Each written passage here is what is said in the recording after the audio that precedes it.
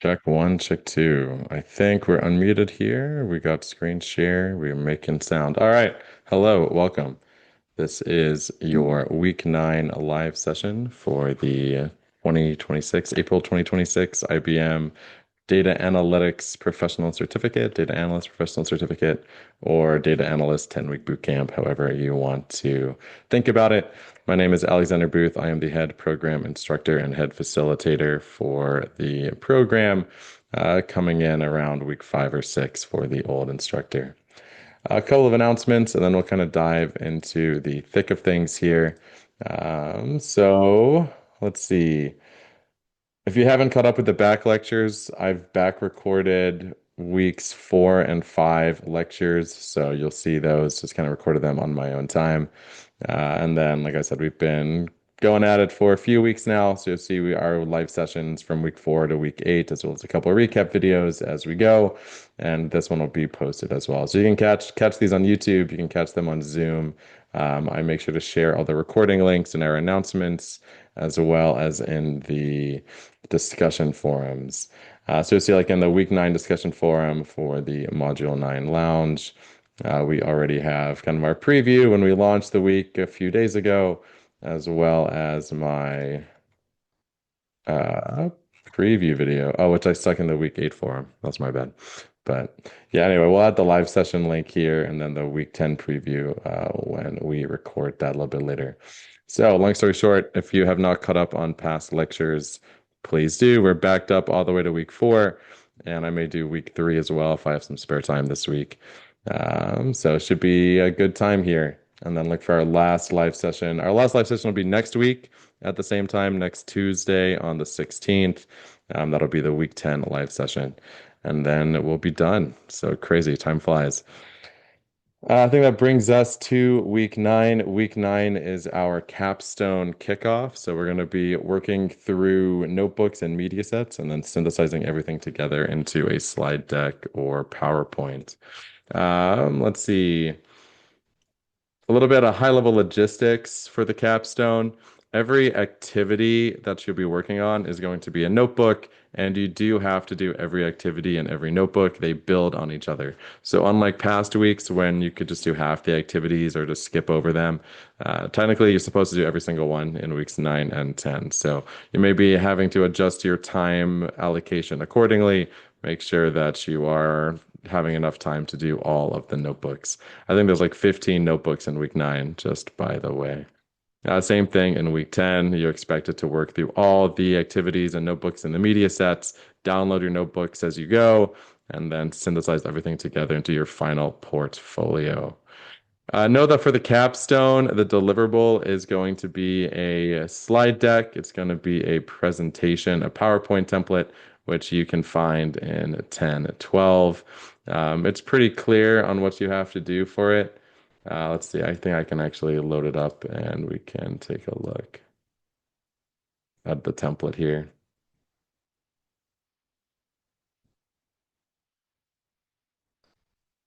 My recommendation as well is to download a copy of all your notebooks and visualizations and stuff and put that into a GitHub repository as well. And then you can submit that link too. I think that's technically optional for the data analytics bootcamp, but note that it is recommended to have your code as well as the final deliverable.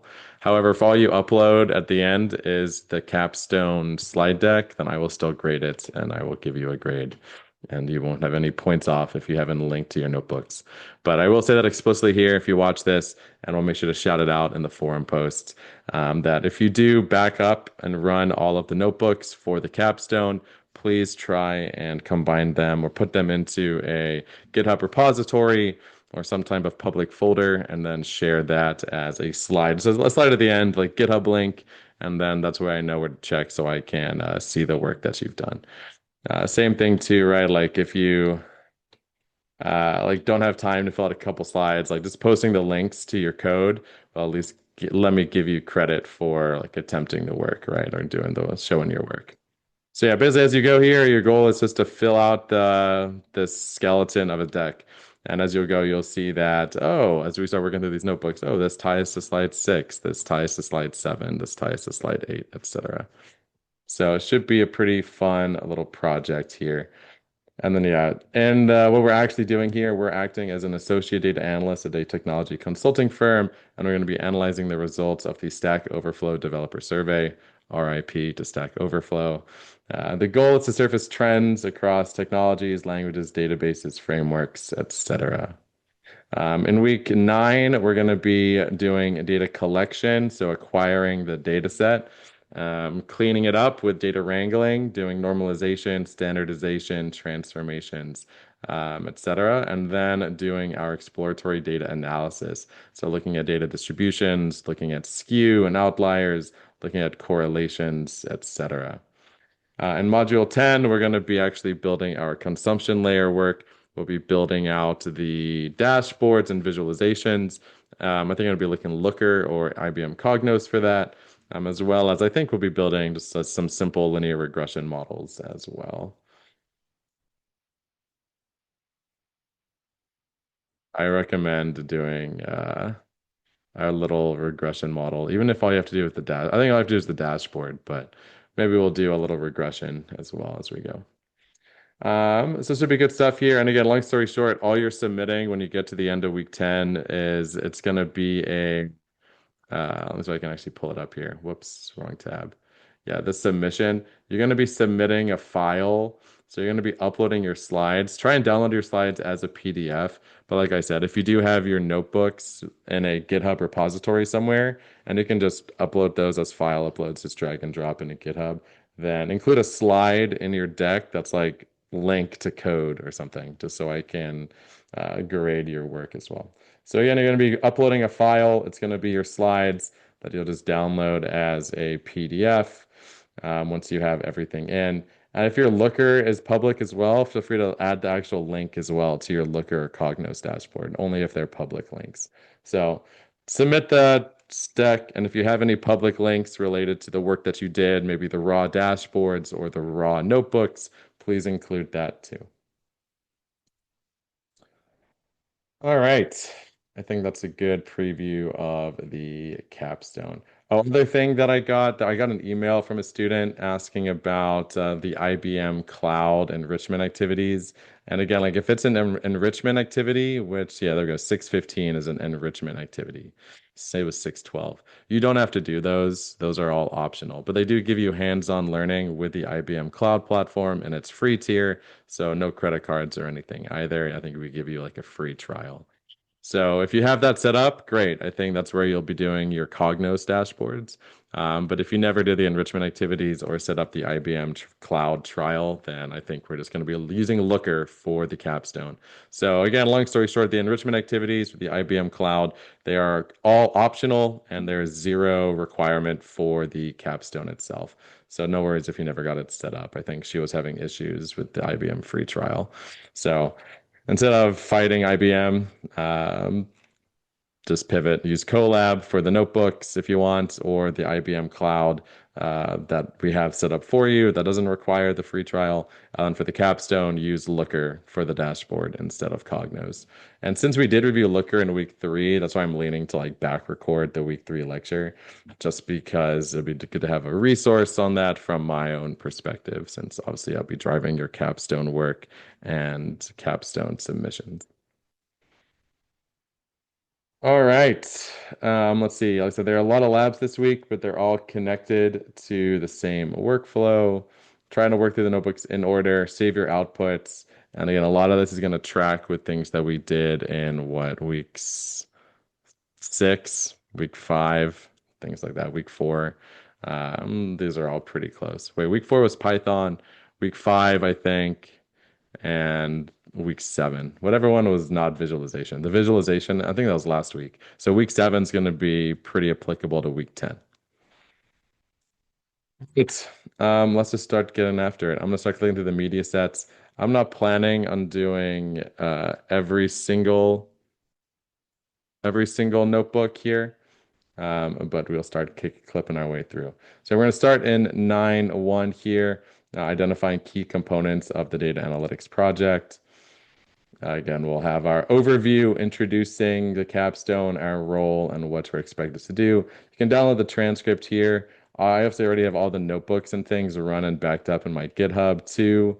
And I think the transcript I downloaded as well. So if you want to look at the transcript of the video and stuff, you can capture all that here. But as we kind of go through the notebooks, if you run into issues, you can always check mine because I already ran everything earlier this week. And yeah, like off the record, it definitely took me like 2 hours to like run all the notebooks. So that was a lot. All right. Like I said, I don't have time to run all of them in this live session, but they're all backed up. So if you need help with anything, you have plenty of resources to get that. All right. Again, this is the IBM enrichment activity. We don't really need to do this either on how to access APIs. Maybe I will download that though as a nice little uh, resource. Oh, maybe not. I guess it's a lab. All right. Let's keep moving on here.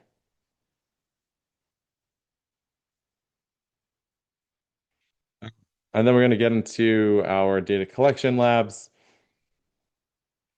So let's say I think we got 910 and 92 and 93 are both going to go into APIs and web scraping for the labs. So let me go ahead and do that real quick. I think the first lab that I want to do is the API one. Let's do it. We should be recording. Audio's live. Screen is being shared. We've already reviewed the capstone requirements. And actually, maybe we'll jump into the web scraping one.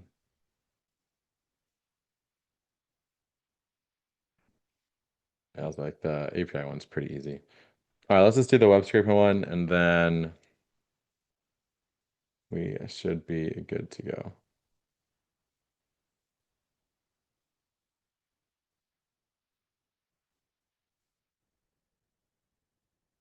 So let's go to the collect data using web scraping.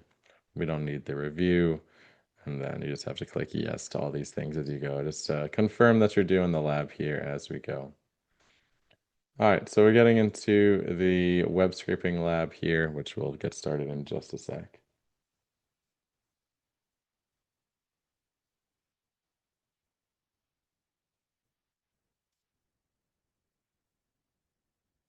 All right, we are up, we are live.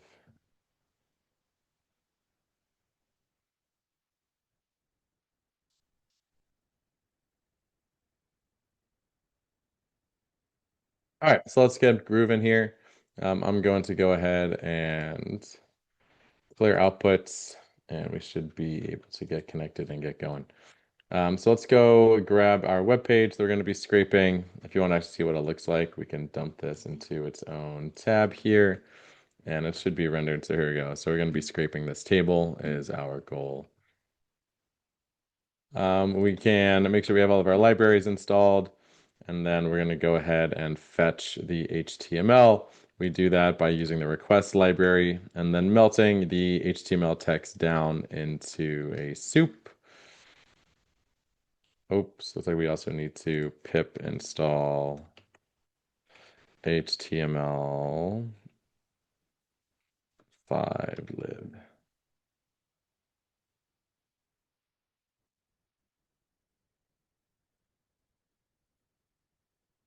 Let's see if that worked. Still don't work. I think it's just HTML lib. Well, we'll just remove it. We shouldn't need that dependency anyway.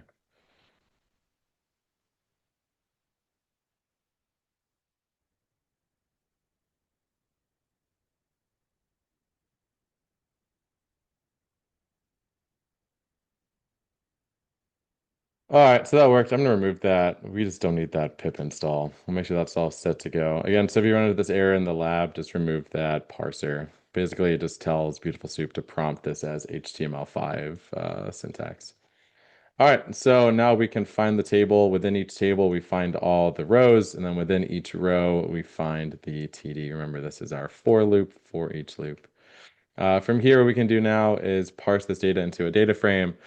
So you're going to see here that we're going to create a list that's going to contain all of my like cell data. So again, same idea. We craft our row and then shove that row into our list. So we end up with a list of lists, shove that into a data frame, and then we should be able to get a full-on response like this.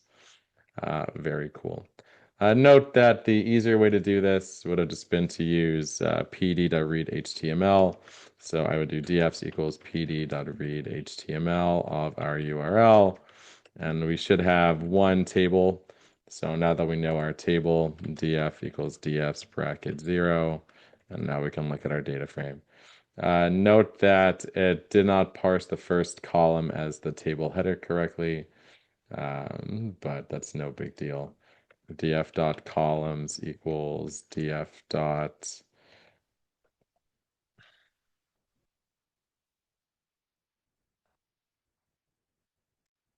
See if that worked. Okay, cool. And then we can uh, filter this. So we go from 1 to the end dot reset index. So I'm just doing some finagling here to clean it up. So there we go. So we basically moved the first row as the columns and then dropped it. So it looks like we are all good to go here. We can save this off to a CSV or to an Excel document if we wanted. Cool, and that's it. So again, that's a quick review of web scraping. Let's get into some of the meat of the notebooks this week. Let's pivot off to the exploratory data analysis one, or just exploring the data set, looking at our just the preview of it. So let's go ahead and do it. I think this is the main one. This is probably the only one that I should have done. Let me double check. 9.4. Okay, it is just the one. So it should just be the explore dataset one. So let's do this one. I'm not sure what the about the dataset is. I think that's just a data definition. Yeah, there we go. So it's got the data definition. It's got our breakdown of what all the columns and everything are. So let me actually print this off. Hopefully that worked. Yeah, let's try that again. Save to PDF. There we goes. What do we call this? Data dictionary, IBDA capstone. Cool. All right. And if we open the lab should be loaded here as well. All right, so let's get in, exploring the data set. Similar thing. Let's clear output of all cells. We're connected to our kernel, so let's help us go through this. Pandas should already be installed, so this should be pretty quick.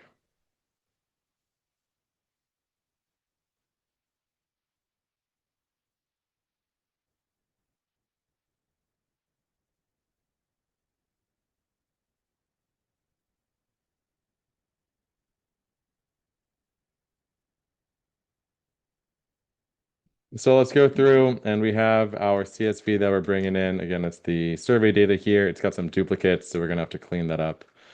We actually have to write some code on this one, so let's get after it. Hopefully that loads. Cool. So let's look at the df.head of this. And so we see what the data frame looks like. This is the real survey data. We can get the number of rows and columns just by calling df.shape. So 65,000 rows, 114 columns, or you can call length of df.columns. And then I also recommend calling a df.info. This also tells us that we have 65,000 rows, 114 columns, and usually it would give us a better breakdown of our data types. But here we can see of our 114 columns, we have 100 strings, 1 integer, and 13 floats. We can probably get the full D types just by calling df.dtypes, and that lists them all out here. We want to map age ranges to appropriate numeric values, and we want to calculate the average age now. df.age numeric dash mean, and our average age is about 33 years old. Print how many unique countries there are. df.country.nunique, 185. And we could even do a df.country.value counts here if we wanted to see the top one. So United States and then Germany and India are the most popular countries in our survey.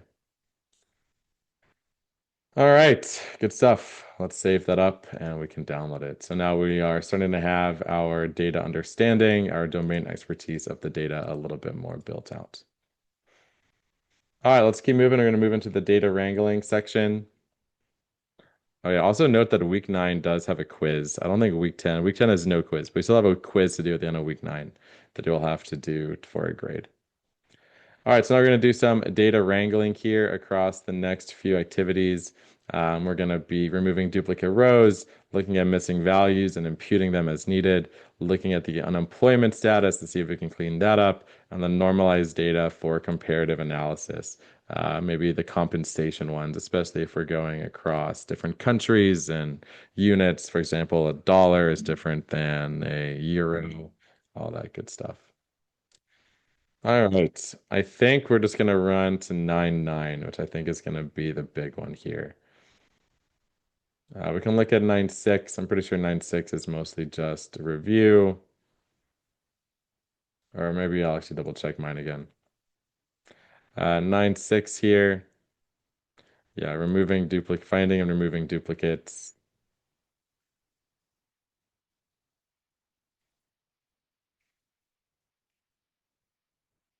It's actually not bad. 9.7, missing values, and then normalization. Let me look at the full data wrangling lab. I think that's what I did last time.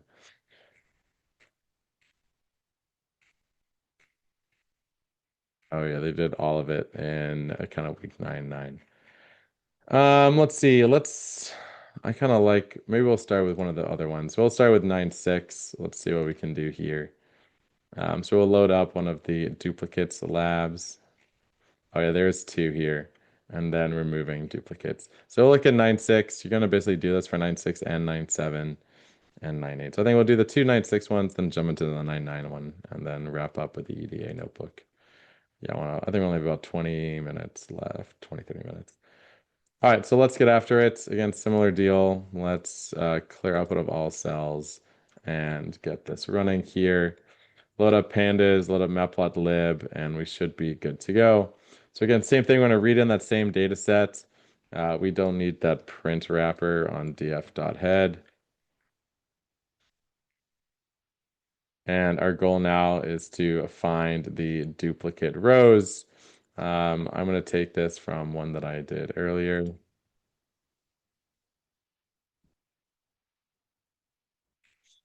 Do, do, do. So our first task here is to find some duplicates. All I'm looking at is df.duplicate, a little handy dandy function inside of pandas. Pandas duplicated function. It's pretty good. Basically, it just determines any duplicate rows and it returns true or false if it's a full duplicate. Note this is by default unsubsetted, so it's looking at duplicate rows across all 114 columns. If we just wanted to find duplicate like IDs, we could do that as well. So here we have 20 duplicated rows, and these are fully duplicated across the entire row base and columns. And we can kind of see that here. All right, let's look at some of the duplicated results as well as some visualization. And again, just for the sake of time, I'm going to rip them from the one that I did earlier in the week. So for the analysis here, I'm looking at main branch, employment, and remote size. So what I'm looking at here is we're just grouping by those columns, and I'm looking at the number of rows in each of them. So we can see here that in the real data set, we have 15,000 rows that are developer, full-time, and remote work is hybrid.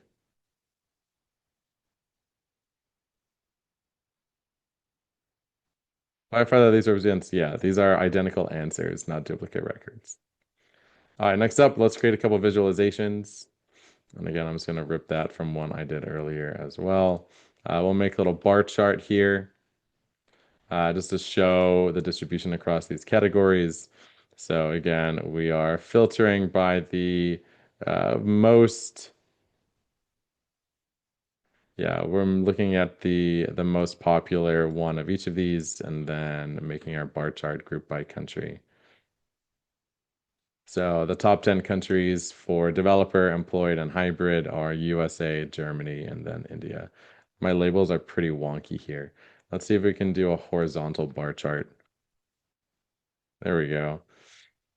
So that's a little bit easier to read with a horizontal bar chart. Now we could resort it, but I'm fine with it. All right. Evaluate duplicate handling strategy. And this is the thing that's interesting. We got to be careful not to remove duplicate answers that are valid, but just duplicate rows that are fully distinct. Cool. And then here's a little pie chart. All right. I think I left this as an exercise for the reader. Oh yeah, analyze the dataset to determine which columns to find record uniqueness, and then see if removing those rows makes sense versus just duplicates. And then I'll leave the rest of the documentation here for you to add in on your own time. All right, good stuff.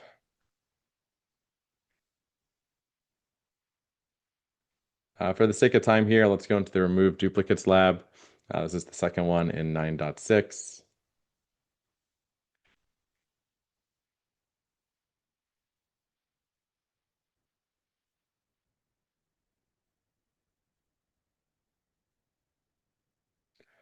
All right. So same idea. Let's go ahead and clear outputs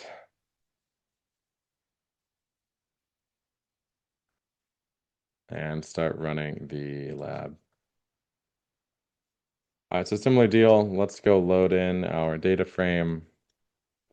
And our goal here is to remove those duplicate rows. So again, I'm just going to rip from one that I did earlier in the week.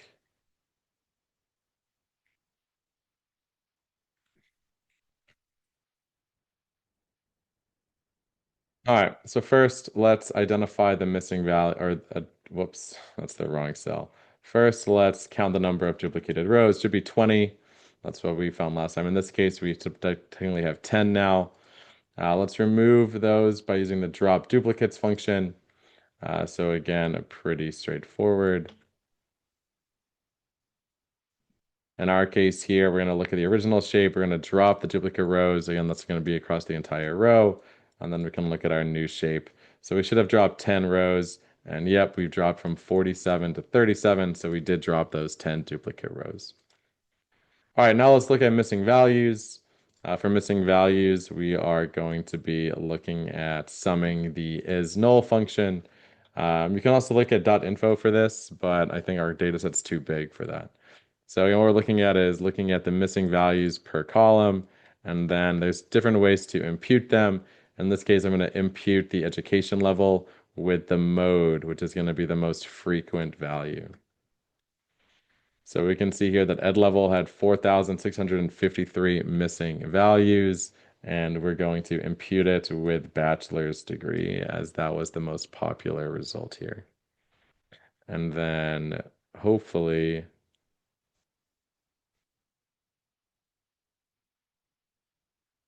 so that should have imputed it. Oh, we got our warning here that popped up.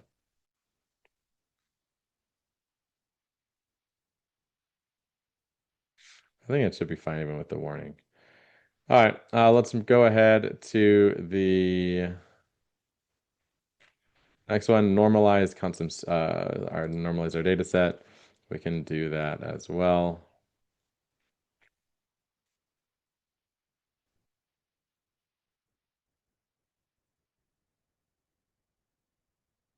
Yeah, that fully imputed for me. So similar idea here. I wonder why that's not. I guess we must be on a different version of pandas.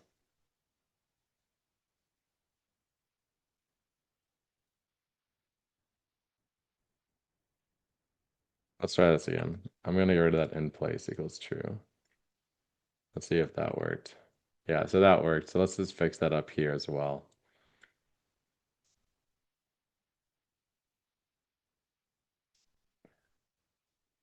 And that should give us, yeah, there we go. So we've fully imputed it now.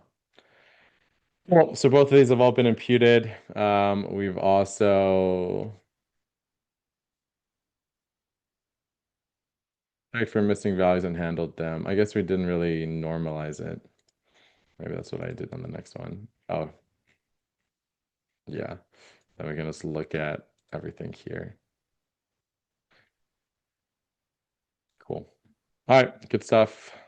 Let's keep moving on here. Just for the sake of time. Just for the sake of time, I'm going to jump ahead into the data wrangling lab. So that'll be 9 and 9.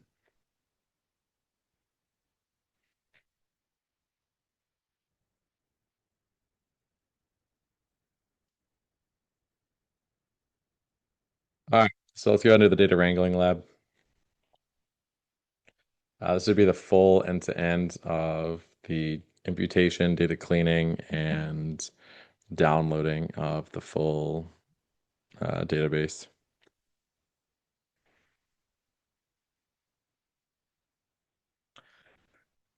All right, let's get after it.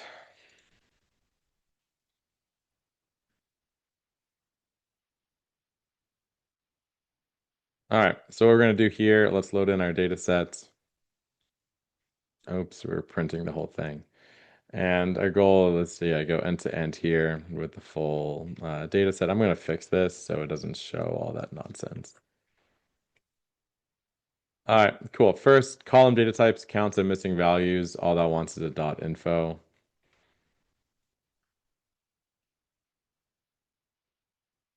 As we've done a few times now.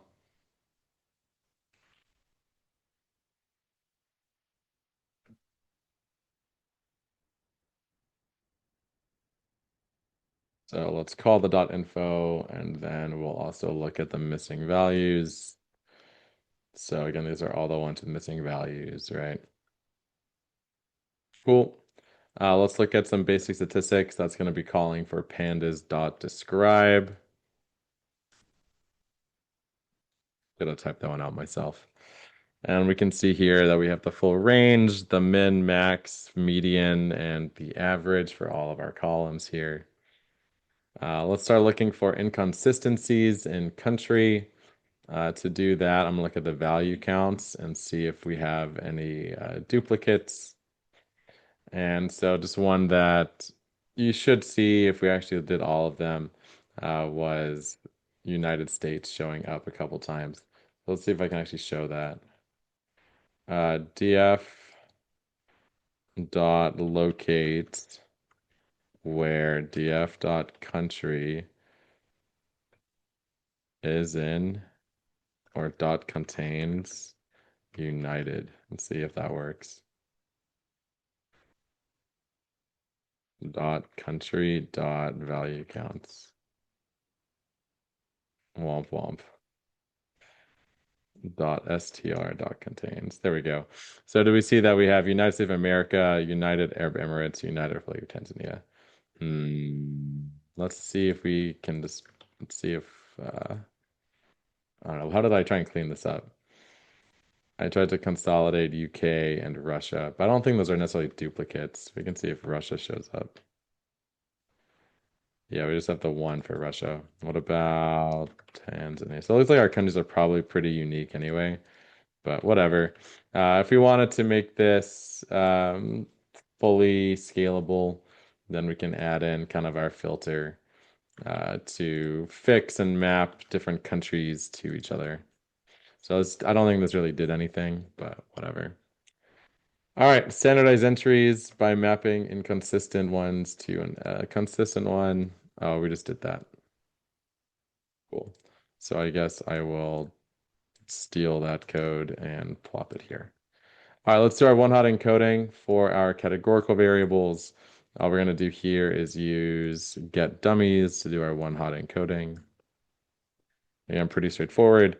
Get dummies on the employment column, and then we're going to connect it back to the original data frame. Notice that D type equals int, which makes it be a 0 or and a 1 versus a true and a false. And you'll see that we added the employment before each of them. So we know that it came from this specific column. Good stuff. Let's keep moving on. Let's handle missing values. Again, we kind of showed how to do that already too. We already know which columns are missing. We can impute them using the mean or the median. Again, this would probably be your own discussion, as if there is skew in the data set, you probably need to impute them with the median. Notes are just going to default to using the median, but you could totally use mean if you want, but that's usually a determination you have to make. And let's impute the remote work column with the mode.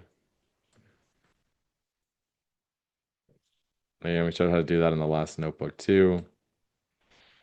So that worked. We filled it in with this hybrid response. Note that if we could do this for all the columns, if you really wanted to, you could do this as a loop where you check the data type of the missing value column.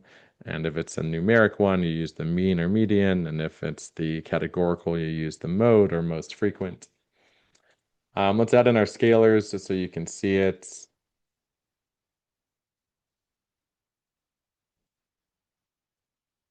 Cool. So now we've scaled our comp based on min max scaling, so between 0 and 1. And then we can log transform it as well to reduce skew. And again, there's ways to visualize this using Seaborn to show that that skew is minimized.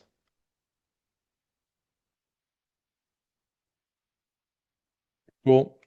And now we can create a new column, do some feature engineering here as well. Again, I'm just doing this as a giant if statement, which again, reviewed in my week 4 lecture. So we should be able to create that new columns here. Based on your experience level, we can estimate how many years you have and stuff like that, or categorize your experience level as a category from your number of years. Cool. All right, I think that's all I got for 9.9. So let's save that and download it. And let's start just wrapping this up. I think we're all kind of done with this week. All right, so let's keep grinding here. We got our discussion prompt. I've already filled it in if you want to participate. And then we'll get into the EDA section, which to me is the most interesting one. Um, Cool. Let me just check my code here. The full EDA, distributed, outliers, and correlations. Which ones of these are most interesting?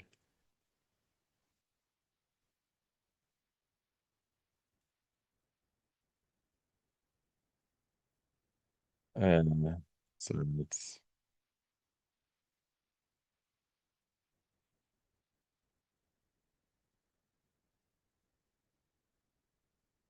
similar as well. Maybe we do 913 and then correlations, outliers, and yeah, all right. Maybe just blast through a couple of these real quick. All right, so let's go into 913. I'm gonna skip over this one. It's pretty similar to 913. So let's go ahead into 913, looking at the data distributions and looking at the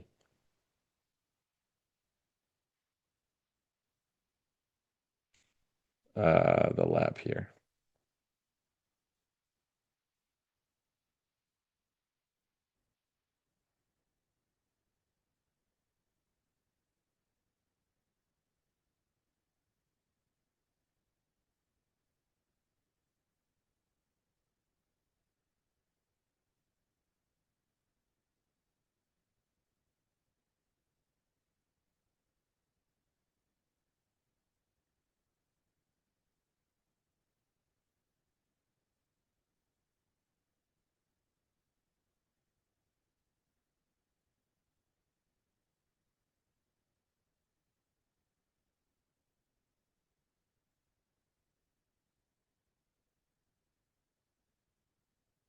All right, I think we got it loaded up here.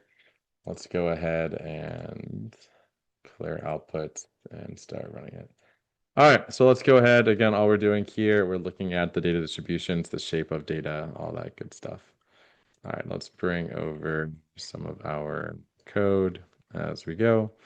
First thing we're looking at, pretty straightforward stuff. We're just looking at the breakdown of the data. Again, typically I do this with a df.shape and a df.info. We already handled missing values a million times in this lecture, so let's go ahead and deal with all of them at once here. So in this case, we're going to fill in three of our values. Um, Job, remote work, and education level with the medians or modes. Cool. And I should have done this in two cells, but it's all right. If I show this again, hopefully those three are no longer missing.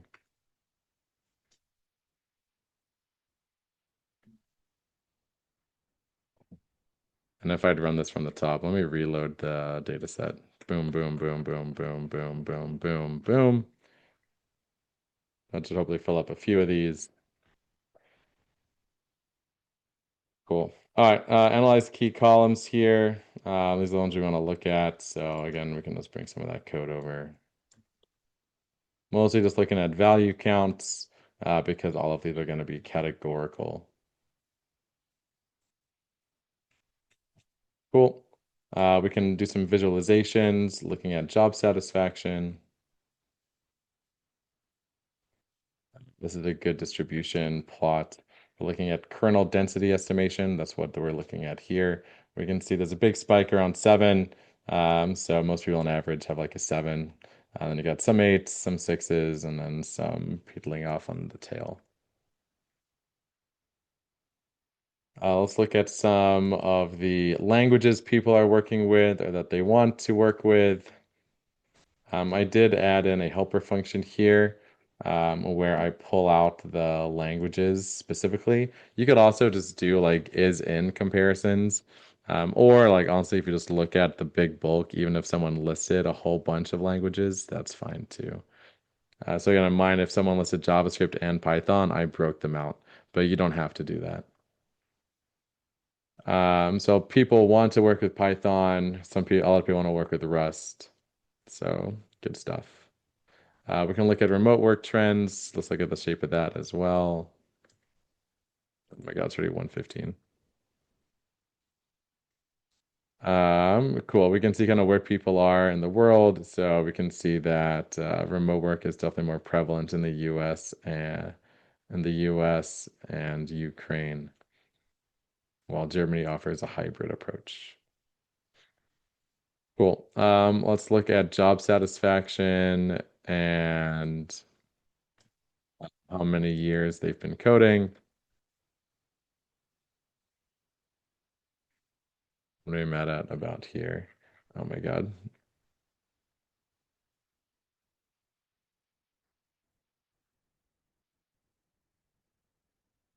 Cool.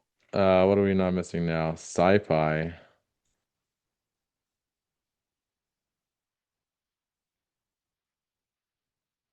Pulling sci-fi from. No module named sci-fi. Oh God, they never pip installed sci-fi either.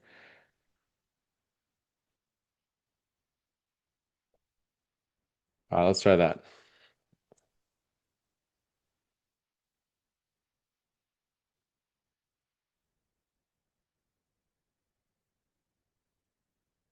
That's installing sci-fi. Cool. So now our thing should work.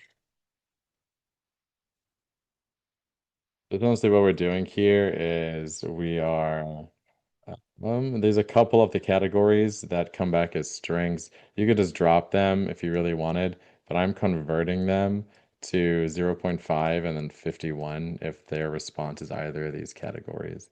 The rest of them, they should be numeric.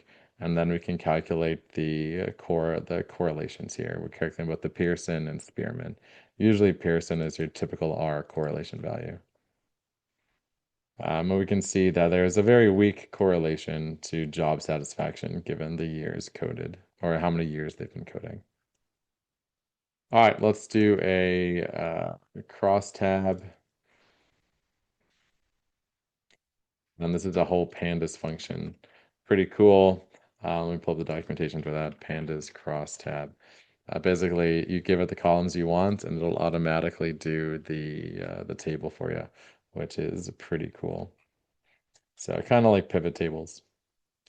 All right, and so again, we'll see what we were able to create it.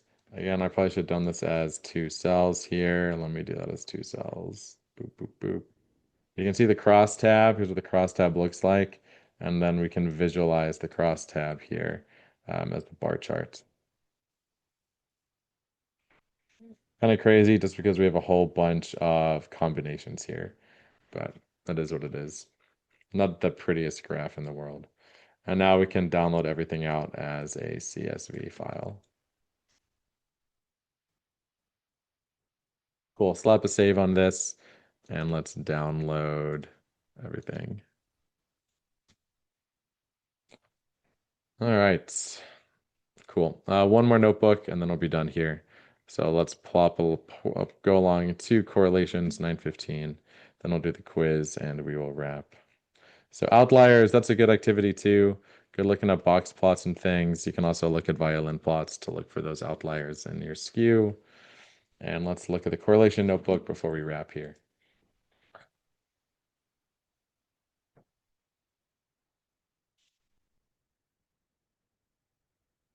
All right, so similar idea. Let's clear output of all cells.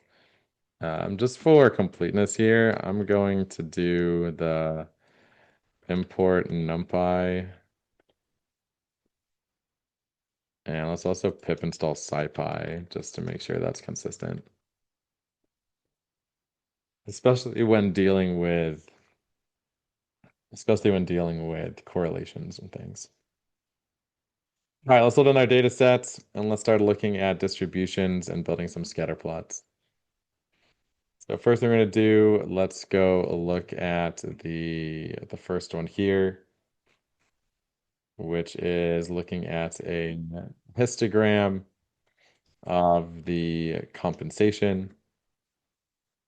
So we can see that this is very right skewed. We got some crazy ones all the way here on the right. That's why like this just looks like it's one bin. It's actually a lot of bins. We got 50 bins, but most of them are like one observation spread all the way out. Cool. Let's look at the median compensation for folks that responded full time. Again, you could do a dot loc here, but we're filtering down and then we're grabbing the median of that column and then just printing it out.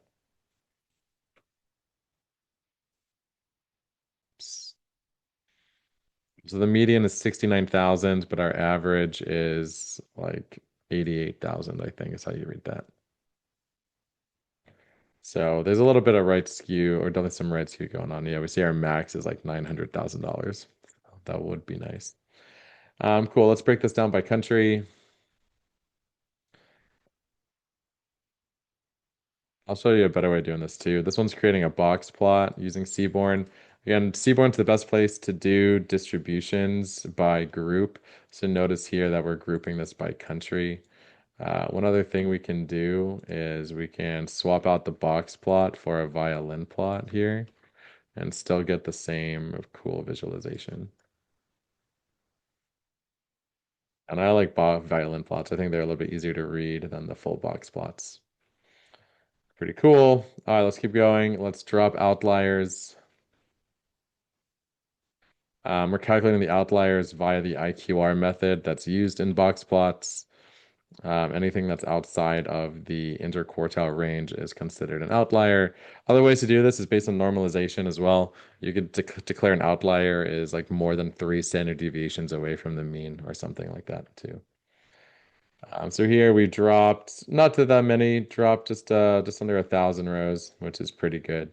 So I think that's definitely worth it, cleaning up some of that nonsense.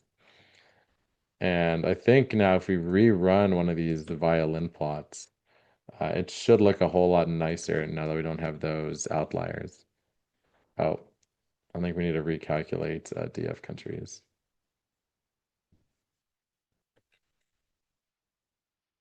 1 second. Oh my God, freaking autocomplete. Let's add in this DF clean here instead. Boop, boop. Boop.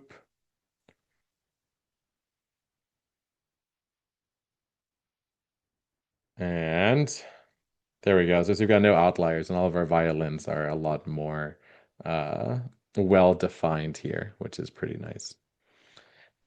All right, let's look at some correlations here. We can just look at the correlation matrix, which is coming from Seaborn. Only other thing I would add, oh, we already printed out the end here. So all I did here is I narrowed down to the columns we wanted to look at. We looked at their correlations. We showed the heat map, and then we printed the data frame. So looking at this, anything red is strong correlation. So work experience and converted comp usually tracks pretty well. There's some negative ones. Those ones are all weak correlation. So the only correlation that's valid here is that 0.41 with work experience to yearly comp. Let's create a scatter plot of it just to see how it looks.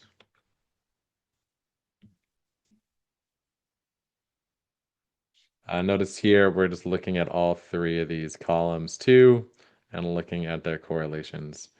Some other ones that we can do here. Let me just show you how to do this in Seaborn as well.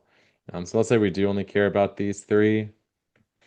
We can do this, and then we can do like, oh my God, SNS dot pair plots of our plot df.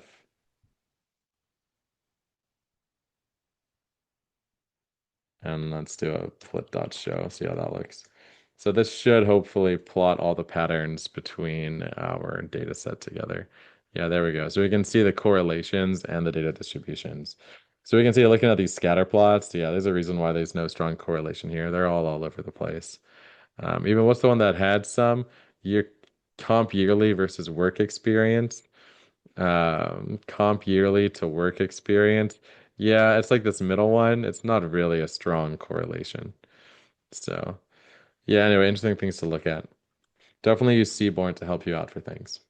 All right, cool. So maybe a model won't be that good, but we'll see what happens. We'll do some of that next week. All right, so I think that wraps up all the hands-on work I wanted to do this week. Big ideas. Again, you're working through data collection, data wrangling, and exploration of the coding survey data sets from Stack Overflow. All the notebooks build on each other. You're going to review APIs, web scraping, duplicated data, imputation of missing data, standardization, normalization, one-hot encoding, feature engineering, all that stuff, as well as distributions, outliers, skew, and looking for correlations and signal. How do you increase your own domain expertise of the data set as the data analyst before making that consumption layer products of data apps, data dashboards, BI dashboards, or machine learning models? All right, I'm going to do the quiz here. Remember to submit the capstone. You'll be uploading a slide deck that you'll be given in week 10. Fill it out to the best of your ability. If you do have any public resources, such as a public Looker link or a public notebook or public GitHub, please include that as well so I can check your work and give you as much partial credit as I possibly can. All right, let's tackle this quiz and wrap the lecture. All right. I got 16 questions here. Which of the following URL would you use to retrieve the JSON of a job? Positions.json, I guess. You're building a web scraping tool to retrieve web data. How would you download a web page? We would use requests to download the web page. Beautiful soup to parse it. Which function allows you to write rows to a CSV file? Uh, write. I think it says write. Right line, I think, is a thing, but I think it's just right.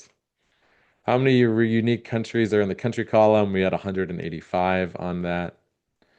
How would you identify the number of duplicated rows?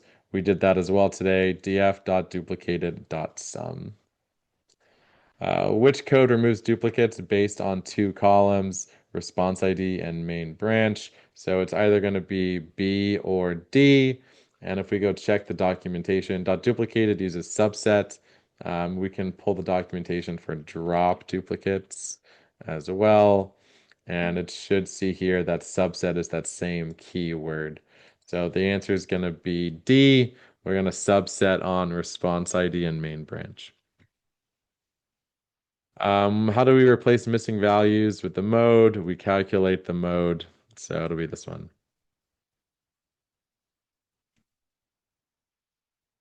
So this finds the first most frequent value and then fills it in.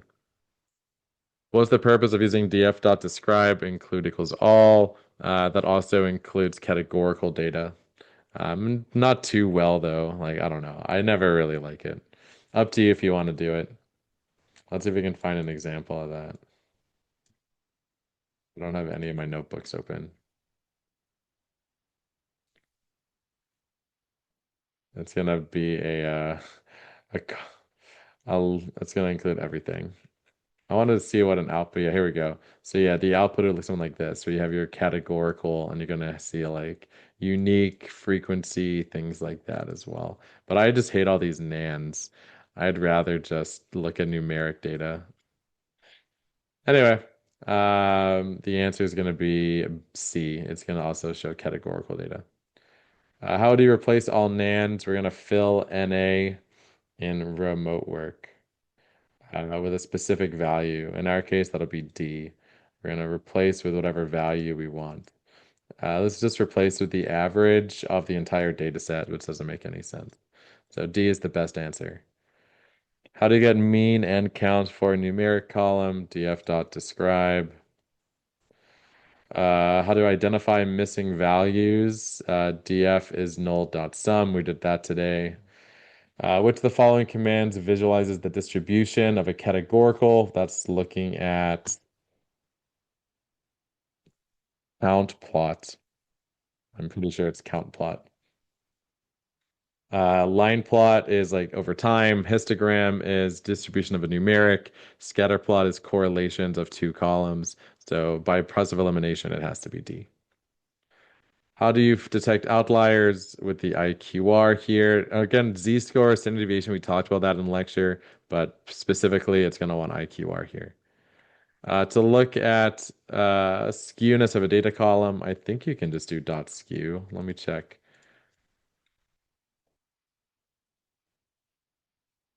See if that's a function.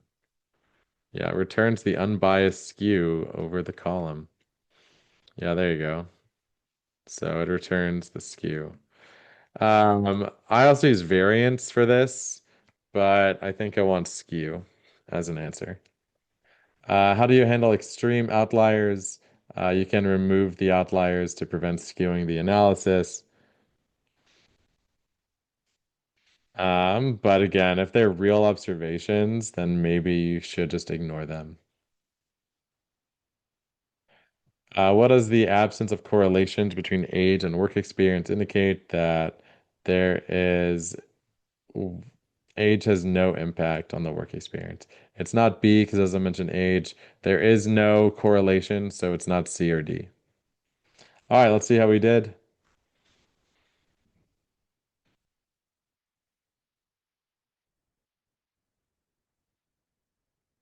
There's two of them. Womp womp. I guess they did one right line here. Write allows you to bulk write, while write line writes individual rows. So technically, you can write all rows in one foul swoop with just write, but I guess write line is the best answer. What else did we miss? Oh, the last one. What does the absence of correlation indicate?